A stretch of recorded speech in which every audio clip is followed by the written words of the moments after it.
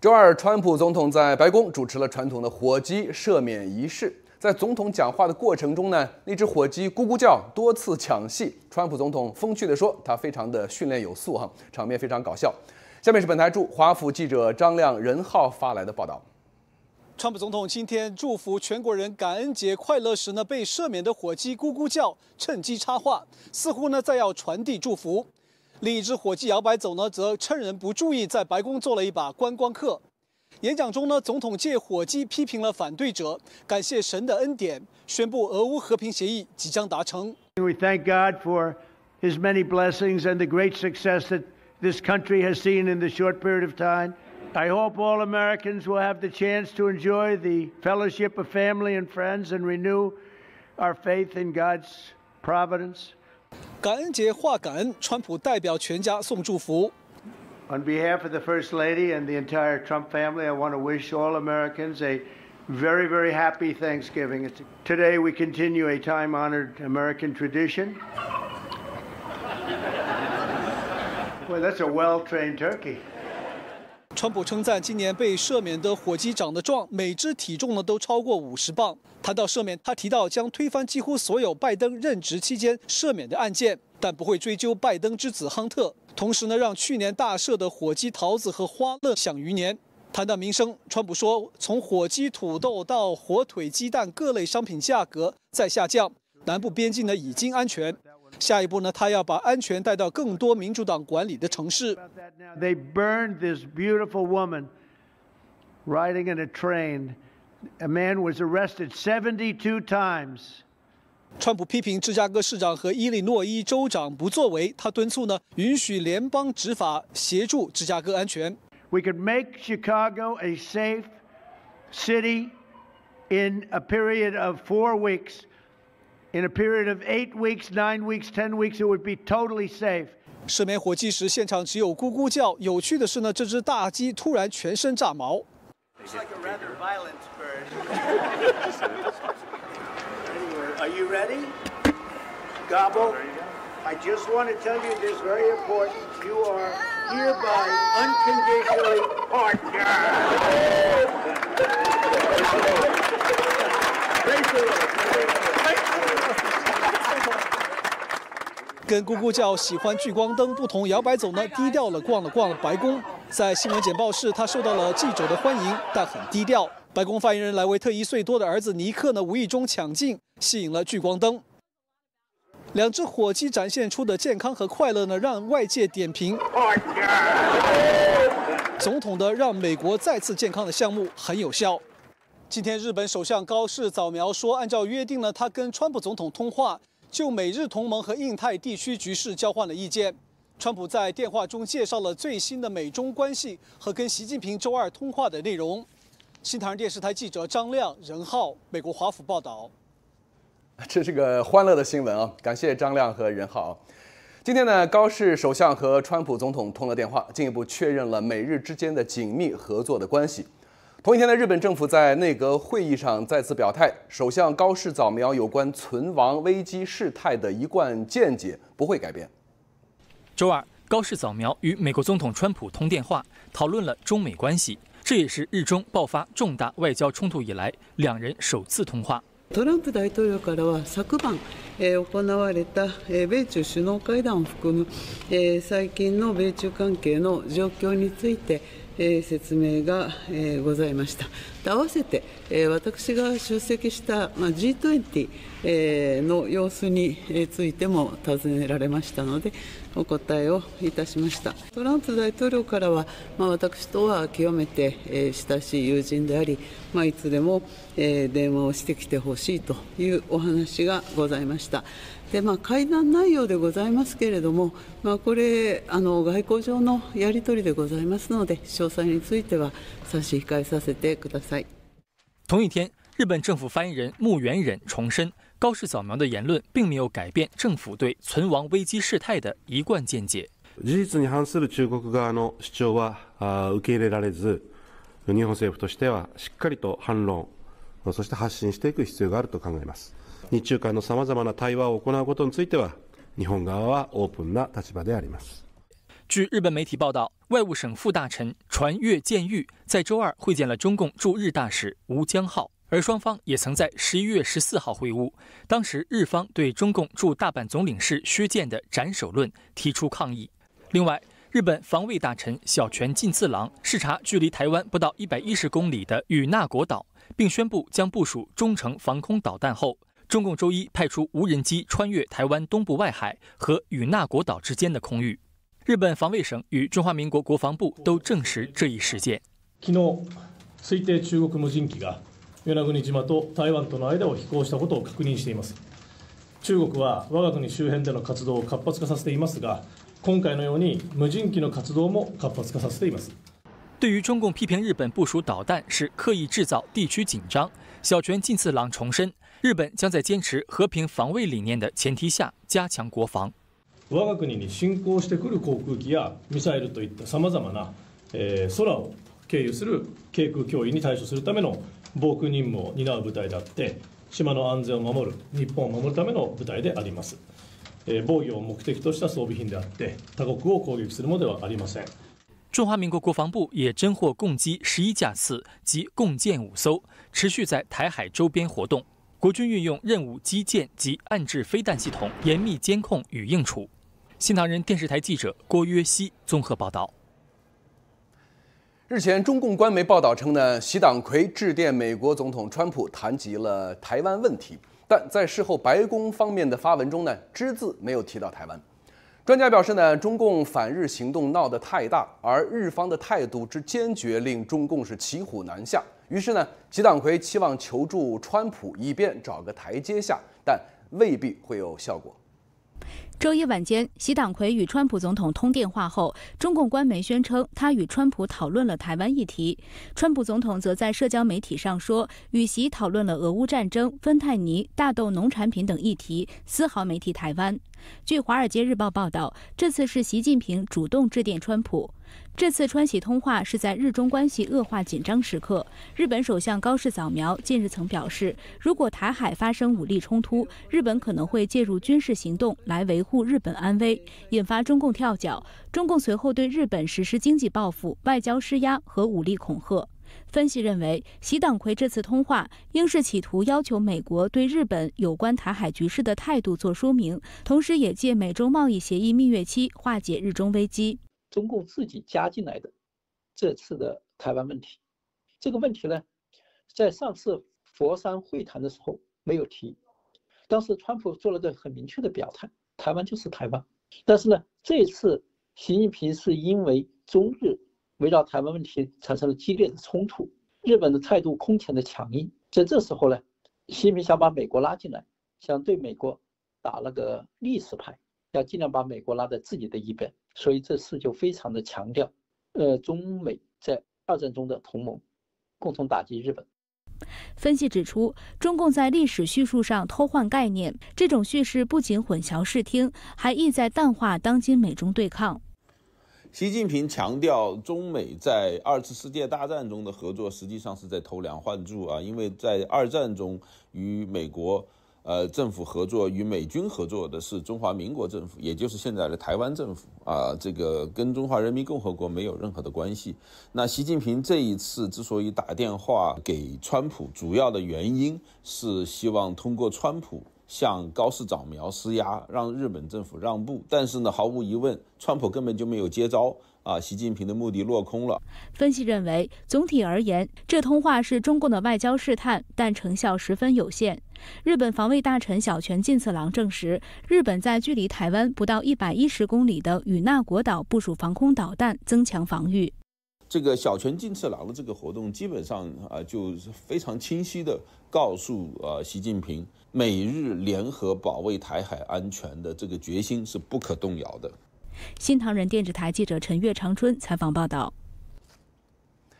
近日，在联大第3委员会上，15个国家联合发布声明，谴责中共长期严重侵犯人权，包括对法轮功修炼者等群体的任意拘押、酷刑和文化灭绝。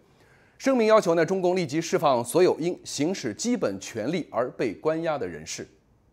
11月22号，15个国家在联合国大会第3委员会发布联合声明，指出中国存在严重且持续的人权侵犯行为，维吾尔人、藏人、基督徒及法轮功学员等群体长期遭受有针对性的镇压，包括酷刑及摧毁文化遗产等。声明要求中共立即释放所有因行使基本人权而被拘押的人，同时敦促各成员国呼吁中共解决侵犯人权行为，并推动问责机制的落实。这15个国家是美国、英国、澳大利亚、日本、以色列、乌克兰、阿尔巴尼亚、捷克、爱沙尼亚、拉脱维亚、立陶宛、北马其顿、帕劳、巴拉圭和圣马力诺。加拿大人华裔作家盛学指出，这次15国集体发声，将推动全球全面围堵中共的影响力，促使结束中共暴政。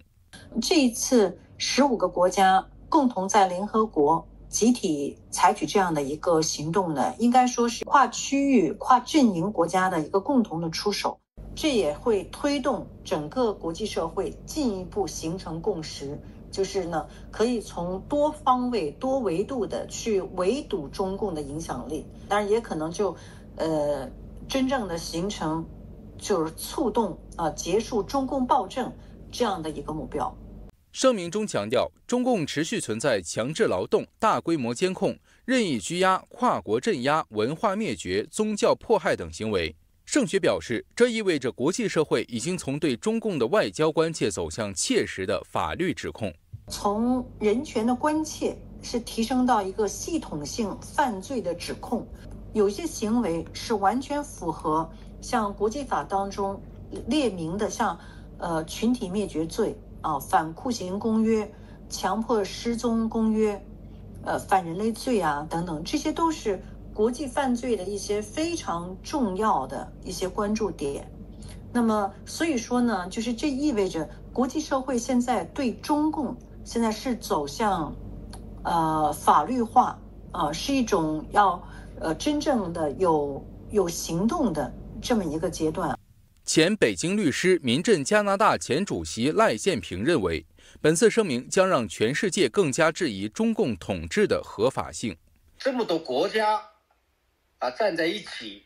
来指证中共的这个恶劣的人权状况，侵害中国公民的基本人权和自由，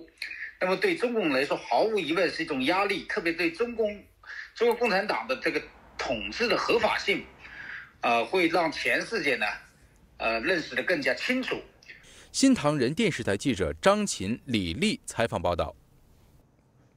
纽约州长的前副幕僚长孙文被控外国代理人以及收受回扣和洗钱案的庭审呢，本周一进入第7天。法庭聚焦孙文协助中共阻断台湾和纽约州府的互动，以及夫妇2人在纽约州府的防疫采购中，通过他们亲戚关联的企业所谋取的巨额利益。法庭文件指出，美国虽然没有与中华民国建立正式外交关系，但联邦与州政府都与台湾保持稳定且公开的非官方关系。纽约州政府从未限制高层与台湾代表的互动。然而，从2016年起，孙文配合中领馆要求，逐步降低台湾代表与州政府互动，包括指示不得安排台湾代表见面、反对州长承认台裔美国人传统州等。法庭上展示的大量电邮与手机短信显示，孙文长期向纽约中领馆通风报信，阻挠台湾代表与州政府接触，并在事后向中领馆邀功请赏。孙文在发给时任中共驻纽约总领事黄平的一份短信中说，我已成功阻断州长、副州长与台湾经济文化代表处之间所有正式与非正式会晤，我本人与他们保持的往来也仅限于最低限度。孙文还向黄平请示，是否应继续避开任何可能被视为承认台湾的互动。他还与黄平讨论中共领馆参与纽约州博览会的安排，主动提供建议，协调展位与活动规划。两人的私人往来同样密切。孙文多次向黄平索要由其御用厨师制作的南京盐水鸭，并直言黄大使，我想吃盐水鸭。黄平则承诺会尽量安排。孙文也积极回应中领馆的各项要求，例如2021年7月，黄平要求他协助为新任中共驻美大使办理机场通行证，以便前往肯尼迪国际机场迎接。孙文立即回复，表示可直接联络机场，以便加速流程，甚至愿意亲自到机场协调。证据还显示，孙文与多名中领馆高官联系频繁。除了总领事黄平，还有领事张林、副领事李丽华等。2019年，在时任中华民国总统蔡英文访问纽约期间，孙文竟出现在亲共侨领梁冠军举行的抗议活动中，一度引发侨界哗然。证据还显示，2020年中共病毒大流行初期，孙文与中领馆4名官员密集联系，并在协调防护物资运输的同时，要求中领馆推广其丈夫胡萧关联的货运公司 Air City。Air City 是由胡萧的密友经营。然而，孙文对中领馆称 Air City 是胡的物流公司。同年获得推荐的 Air City 向纽约州收取超过70万美元物流费。另外，检方呈交的财务证据显示，在孙文的推动下，纽约州卫生厅向其表亲关联公司 High Hope 和 JCD 订购防护口罩和手套，总金额超过2000万美元。胡萧在交易中获利超过800万美元。检方指出，胡萧指示表亲公司通过其名下另一关联实体，以3笔各50万美元，向胡萧以亲属名义开立的账户汇出150万美元，而付款日期恰好在卫生厅向该表亲公司支付最后600万美元的2天前。这150万美元随后被转入由胡萧控制的账户。此外，孙文也安排联合公司成为州府防疫用品供应商。2020年3月，他以口罩供应商为题推荐该公司，并跟进合同。被告电脑中的州府内部文件称，该公司由中国商会推荐，但证据显示此推荐并不存在。新唐人电视台记者赵凤华综合报道。有消息指出呢，川普政府即将对近20万名难民进行全面的审查和重新面试。这20多万人呢，全部都是在前总统任期之内入境美国的难民。专家指出，即便已经获得了身份，一旦被发现从事违反美国价值观的行为，政府依然有权利撤销他的身份并驱逐出境。根据路透社报道，一份美国政府内部备忘录显示，川普政府已经下令对所有在前总统拜登执政期间入境的难民进行全面审查，重新面试约23.5万难民。一旦发现不符合难民标准，当局会终止申请人的难民资格。你哪怕已经成为了公民，那么在你的绿卡申请、公民申请，或者是最早的庇护申请的等等的过程中，只要有发现有造假的话呢，随时可以是被取消的。根据美国公民及移民服务局局长乔·埃德洛签署的这份备忘录，这批审查涉及2021年1月20日至2025年2月20日期间入境的难民。备忘录也命令停止处理所有拜登任期内的难民永久居留申请，直到移民局提出新指示。我觉得这种审查的话呢，它有可能是全面启动审查，有可能呢是对一些人受到了举报啊，或者有些人他的行为已经被移民局实际上是有海关是有记录的。你本身你是难民，结果你已经来回走了好多次，他们本身内部可能也有一些记录。我不知道他是具体的基于某一种标准来进行审核，还是说所有的在那段时间里边的通过的庇护的人都要重新进行面谈，让他们提供社交媒体的信息。有的人他拿到了身份以后根本就不害怕回到中国，甚至跟国内有做生意有往来，可以来回的很自由的来回。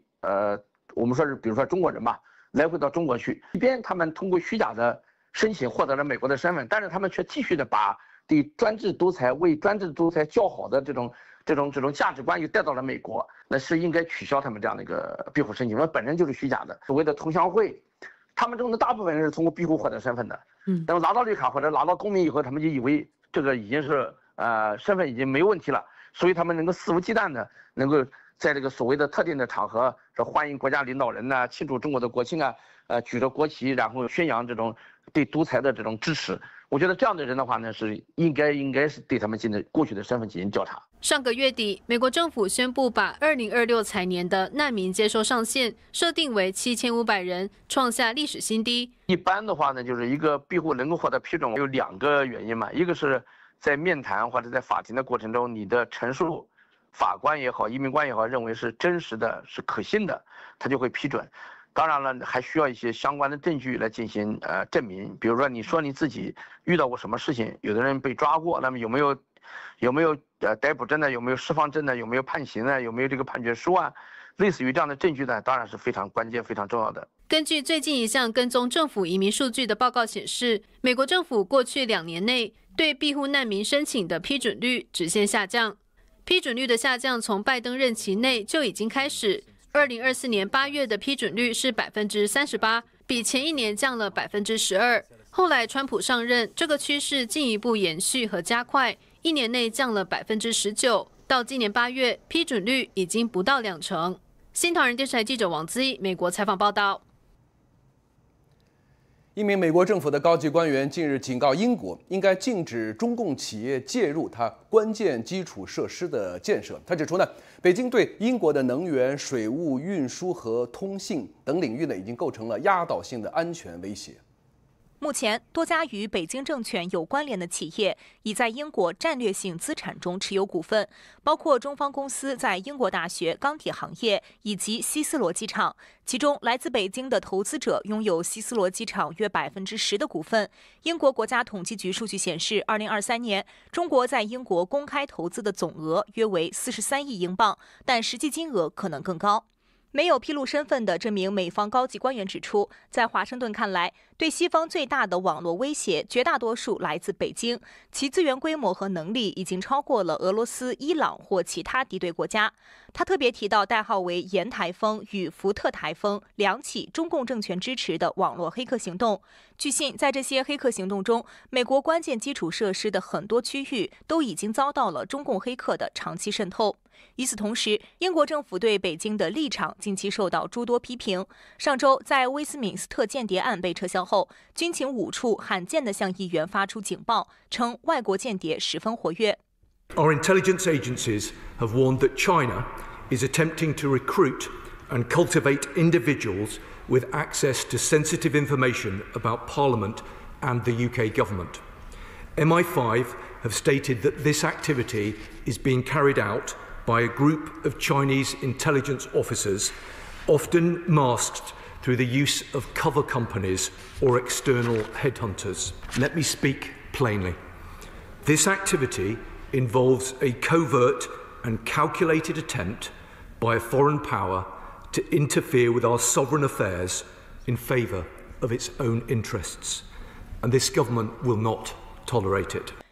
据《每日电讯报》报道，这名美方高级官员还认为，仅靠防御还远远不够，必须采取更主动的方法集体反击。英美的安全和保障非常紧密地联系在一起，因为许多为英国的关键基础设施提供服务的公司，也在为美国或者是美国公司提供服务。目前，英国网络安全部门正在与美国及五眼联盟成员密切合作，包括加拿大、澳大利亚和新西兰，以提升关键资产的韧性，强化对中共渗透风险的防御。新唐人电视台记者田心，美国报道。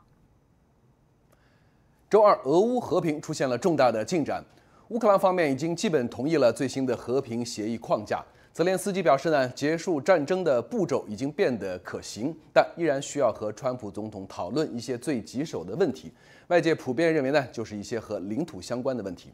川普总统则称呢，结束俄乌战争的进展正在加速，并已经派出特使前往莫斯科。І тепер перелік необхідних кроків для закінчення війни може стати працездатним. 美国和乌克兰周一结束了在日内瓦的和平协议谈判。有美国高级官员周二告诉媒体，尽管还有一些细节需要商讨，但乌方已经同意了和平协议框架。乌克兰国家安全局局长乌梅罗夫也证实，双方已经就讨论的核心条款达成共识。Після Женеви пунктів менше, вже не 28, і багато правильного враховано в цій рамці. 乌克兰总统泽连斯基表示，新提案的方向是正确的，但他还要与美国总统川普讨论敏感和最棘手的问题。外界猜测，泽连斯基所说的最棘手的问题，指的正是领土问题。乌克兰希望本周就能安排美乌两国总统会面，好让俄乌和平协议尘埃落定。川普总统周二在感恩节火鸡赦免仪式的讲话中表示，他认为离达成俄乌和平协议越来越近了。I've also ended 8 wars in 9 months, and we're working on that final war. It's not easy, but I think we're going to get there. I think we're making progress. 川普当天发文表示，为了最终敲定这项和平计划，我已经指示我的特使威特科夫前往莫斯科与普京总统会面，同时陆军部长德里斯科尔也将与乌克兰方面会面。川普还写道，我期待着尽快与泽连斯基总统和普京总统会面，但前提是结束这场战争的协议已经最终达成或进入最后阶段。在结束了与乌方的谈判之后，周一晚，美国陆军部长德里斯科尔马不停蹄地飞往阿联酋首都阿布扎比，与俄罗斯官员举行了会谈。会谈一直持续到周二。预计德里斯科尔也将在阿联酋与乌克兰军事情报局局长布达诺夫会晤。周二，俄罗斯外长拉夫罗夫重申了俄方的立场。Тогда мы будем смотреть, потому что если там будет выморан дух и буква Анкориджа по тем ключевым пониманиям, которые мы зафиксировали, то, конечно, это будет принципиально другая ситуация. 普京此前对美国提出的28点和平计划表示欢迎，但分析认为，由于俄乌间仍然存在巨大分歧，莫斯科不太可能接受基辅批准的修订版协议。就在美国政府加速推进俄乌和平进程之际，基辅居民又经历了一个不眠夜。近500俄罗斯无人机和导弹周二凌晨袭击了基辅及周边地区，爆炸声此起彼伏，至少6名平民不幸遇难。居民大楼燃起熊熊大火，残酷的现实让乌克兰人陷入绝望。Я не думаю, що переговори і стільки загинуло сьогодні тільки в Києві. Таке творить. Я не вірю. Просто не вірю. 俄军夜间还攻击了罗马尼亚边境附近的多个乌克兰港口。罗马尼亚国防部证实，有俄罗斯无人机闯入了该国领空，深入程度前所未有。罗马尼亚和德国的北约战斗机随即紧急升空，追踪并试图击落入侵目标。新唐人电视台记者易静综合报道。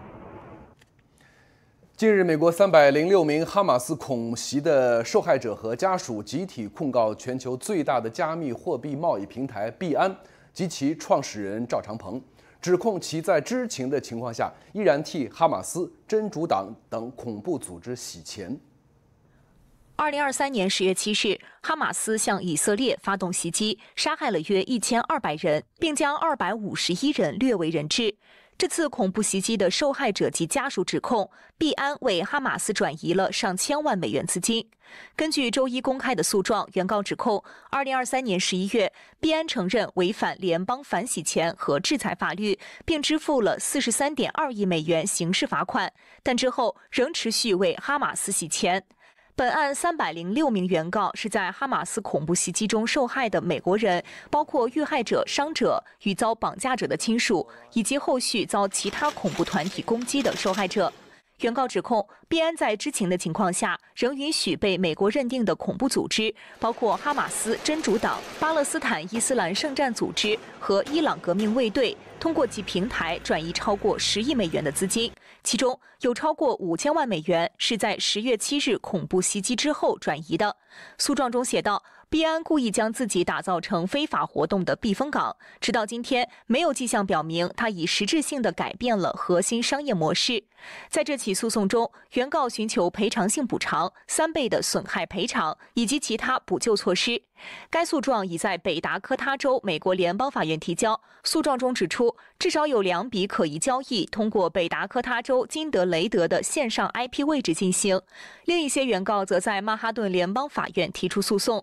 他们在诉状中指控，币安和赵长鹏多年来为哈马斯与巴勒斯坦伊斯兰圣战组织提供了隐秘的募款与非法交易渠道。原告律师里沃洛斯基在一份声明中说，当一家公司将获利置于最基本的反恐义务之上时，他就必须被追究责任，而且他也将会被追究责任。此前，币安创始人赵长鹏承认违反了美国反洗钱相关法律，在服满4个月刑期后，于今年10月23日获美国总统川普赦免。新唐人电视台记者赵凤华综合报道。好，下面是今天的国际聚焦。11月24日，主办方揭晓2026年新年水晶球。第9代水晶球为迄今最大，直径12.5英尺，重12350磅，由5280颗圆形沃特福德水晶与 LED 灯组成，水晶数量为前一代的2倍，呈现无限喜悦、光明与开始主题。自1907年开始，纽约时代广场的跨年夜水晶球降落仪式，每年吸引数百万人到现场参与倒数迎新，已成为传统庆典。英国政府宣布，自11月25日起，对自中国进口的生制柴油征收反倾销税。因调查发现其以不公平低价销售，并对英国企业造成实质损害。受影响企业包括 Argent Energy 和 Olico。新措施对卓越集团及合作出口商征以14.79%税率，其他出口商则为54.64%。美国国会中共委员会日前致函亚马逊，要求其标明每件商品的原产国，并点名中国 TP-Link 公司，因其路由器及智能家居设备占美国市场65%，且存在重大安全风险。议员要求显示美国零部件比例、卖家身份等信息，防止中国商品被误标，强调透明标示关乎消费者选择、国家安全及支持美国制造业。信中还敦促亚马逊需于12月15日前书面回复，并提供其整改计划与时间表。此前已有针对 TP-Link 路由器的禁售呼声。11月24日，意大利金融警察突击搜查亚马逊2处物流中心，调查一桩涉逃税高达12亿欧元的中国商品走私案。警方扣查约50万件商品，并指数10家与中国相关的空壳公司涉案。检方怀疑亚马逊成为逃税商品流入意大利市场的特洛伊木马，并已确认其米兰总部负责境内物流主管的身份。调查或将扩大至整个欧盟。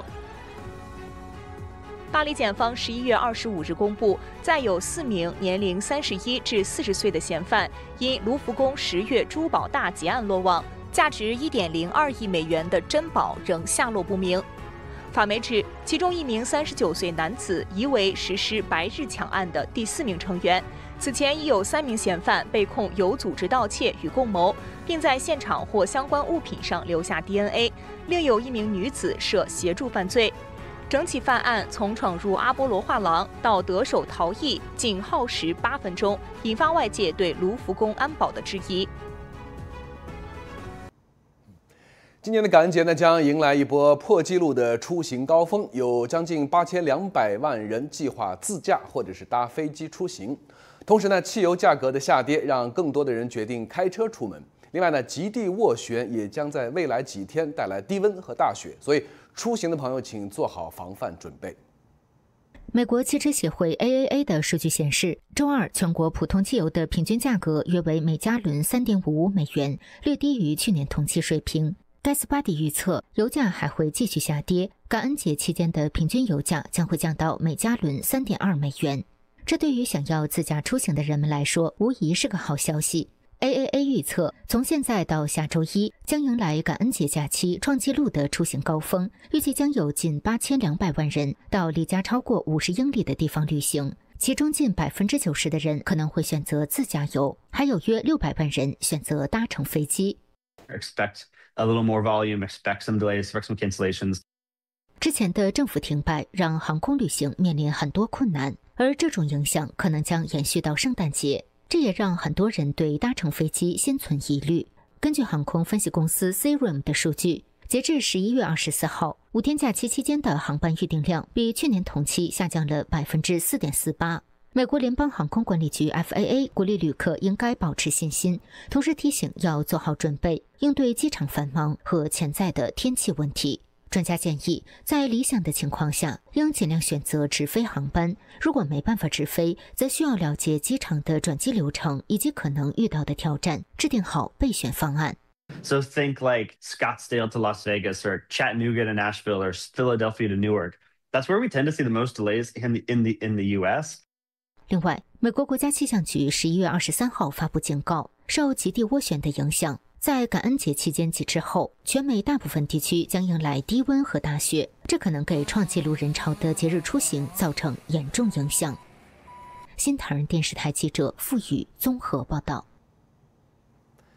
说到感恩节呢，美国历史上的第一届感恩节是在400多年前，当时来自英国的清教徒们在丰收的秋季邀请美洲的原住民共享食物，以感谢上帝和原住民们的帮助。而他们制定的5月花号公约呢，也为美国宗教自由的基本国策奠定了基础。对今天的美国人而言，这段历史是值得感恩和铭记的。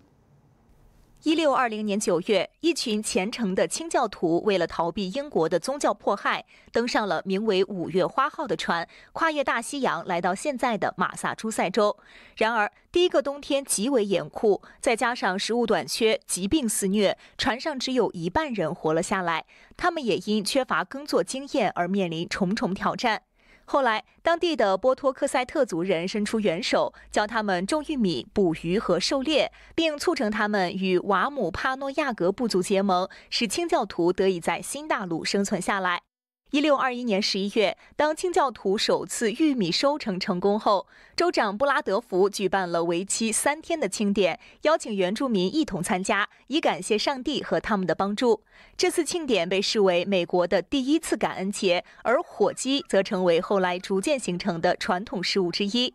1863年，美国总统林肯在内战期间宣布将感恩节定为全国性的节日，希望借此团结国家。直到1941年，美国国会才正式将每年11月的第4个星期四定为感恩节。为了建立和谐共处的社会，清教徒还制定了5月花号公约，承认人民的自我治理权利来自神而非人，因为他们相信信仰能引导对所有人都有益的良好治理。事实上，这些原则启发了托马斯·杰弗逊以及独立宣言的签署者，帮助他们奠定了建国基础，也就是自我治理、私人财产、基督教道德、勤勉精神和宗教自由。然而，许多人对这段历史并不熟悉，不知道那些为信仰自由横渡大西洋的人所做的牺牲，也不了解他们留下的宝贵遗产。